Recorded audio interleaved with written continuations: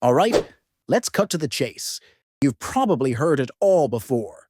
189 visa, 190, 491, the points game, expression of interest, waiting for months, sometimes years, hoping to get that golden invite for Australia PR. But what if I told you that while everyone's still busy playing visa roulette in the skills select system, there's a quieter, lesser-known route that just got a serious glow-up this year? Yep, the Designated Area Migration Agreement, DAMA. And no, it's not some new Aussie slang or a fancy acronym for another boring policy. And trust me, it's suddenly looking like the cool kid of Australia's migration family. So in this video, we're breaking it down. What is DAMA? Why has it become more attractive than ever in 2025? And why, if you're serious about PR, this just might be your shortcut, while everyone else is still stuck in EOI limbo. Let's dive in. Why DAMA is stealing the spotlight in 2025. Let's talk about the real reason DAMA is suddenly the migration route everyone's whispering about this year. Because the mainstream skilled migration system is kind of broken, or at least painfully slow. The points-based system has become a high-stakes waiting game. You jump through hoops, English tests, skill assessments, perfect paperwork, even higher education, just to enter a pool where no one guarantees you'll ever get picked. It's like applying for your dream job with 20,000 other people and no one even emails you back. But DAMA is the underdog that's now looking like the frontrunner, because it skips the queue. It says, forget the points.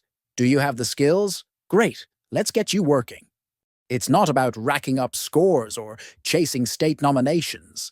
It's about actual employers in actual regional areas who actually need you. And thanks to the new updates, they now have even more flexibility to sponsor overseas talent. So, while the rest of the crowd is busy waiting around in EOI limbo, the DAMA route is moving people into jobs, onto visas, and eventually into PR. What are the latest changes this year? 1. More occupations, more regions. New occupations have been added under existing DAMAs, and even more regions are jumping on board. From far north Queensland to the great south coast of Victoria, and new areas in South Australia, more and more regions now want international workers, and not just in fancy STEM fields.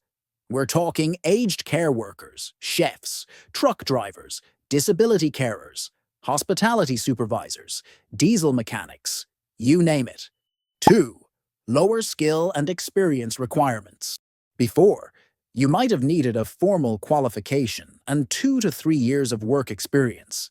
But under the updated DAMAs, many occupations now allow skill level 4 roles, which means you can qualify even if your job isn't on the main skilled occupation list.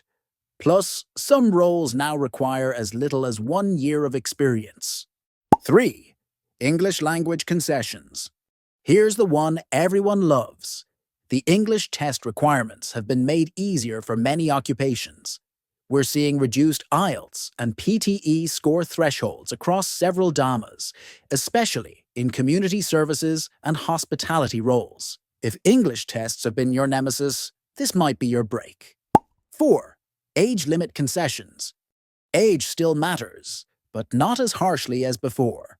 While general skilled migration shuts the door at 45, some DAMAs now allow applications up to 55, especially in critical shortage roles. So if you've been feeling like your age is pushing you out, DAMA just rolled out the welcome mat. 5. PR pathway made simpler. This is the big one. A lot of DAMA agreements now offer a clear, structured PR pathway, usually after 2 to 3 years of working with your sponsoring employer. And with the new reforms, that transition is more streamlined. There's less paperwork, clearer rules, and faster processing for permanent residency applications through the 186 visa. So yeah, it's looking real good right now. How is this better than general skilled migration? Let's be honest for a second. The general points-based system is basically a lottery at this point. You could have a strong profile, a good occupation, and still sit in the EOI pool for 18 months with zero communication. The bar keeps moving, quotas are tight, and the number of invitations is anyone's guess. Now compare that with DAMA. No points game, no waiting in a massive EOI pool, and no guessing when or if you'll be invited. Instead, it's more direct. You get a job offer from an approved employer in a DAMA region. They sponsor you, you get your visa, and you're on a PR pathway. Simple, structured, and predictable. It's like switching from a scratch card to a step-by-step guide. But wait, what's the catch? Okay, yes, there are a few trade-offs. You need an employer to sponsor you. Unlike the 189 or 190 visas, DAMA doesn't work without an employer. You'll need to find a job in a DAMA-covered region, and that employer has to be approved to sponsor under DAMA. But with so many employers crying out for staff this year, especially in health, aged care, tourism, trades, and transport, it's not as hard as it sounds. Also, you'll have to live in regional Australia. If you're dreaming of downtown Sydney or a beachside apartment in Melbourne, DAMA might not be for you. These agreements are tied to regional areas. Think rural towns, coastal communities, agricultural hubs. But if you're open-minded, you might find it's actually a win, because Australia's regional towns are beautiful, peaceful, and way more affordable. You will also be tied to one employer for a while, as this isn't a hop-on, hop-off visa. You'll need to stay with your sponsoring employer for a few years to qualify for PR. But again, that's no different than most employer-sponsored PR pathways. And now, with new updates, changing employers within the same DAMA region is easier if something goes wrong. So, there's a safety net in place. Who is DAMA perfect for in 2025? Let's call it like it is. DAMA is gold for people in skilled trades, hospitality, aged care, or transport, those over 40 who've aged out of the points-based system, applicants with average English scores, people who don't have a formal university degree but do have solid work experience, and anyone sick of waiting around in the EOI pool with no end in sight. It's especially attractive if you're ready to actually work in Australia, rather than just collect points on a spreadsheet. How to get started with DAMA. If you're thinking, okay, I'm interested, but how do I start? Here's the fast-track breakdown. Start by digging into which DAMA regions are currently active. There are quite a few across Australia, and each one has its own list of eligible occupations. They're not all the same, so you'll want to zero in on a region that actually includes your job on their list. Next up, you'll want to see if there are employers already approved to sponsor under DAMA. That's a huge win if you find one, because it means they've already done the hard part and can get things moving quicker.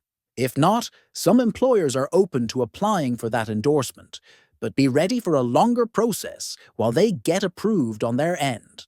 In 2025, Australia's PR system is more cutthroat than ever.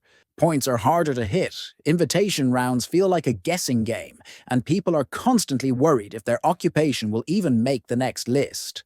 So, if you've been struggling with the point system, tired of waiting, or just ready to make a move and start building a real life in Australia, maybe it's time to stop refreshing the Skill Select page and start looking at DAMA. Because sometimes, the easiest path isn't the one with the most hype, it's the one with the least crowd.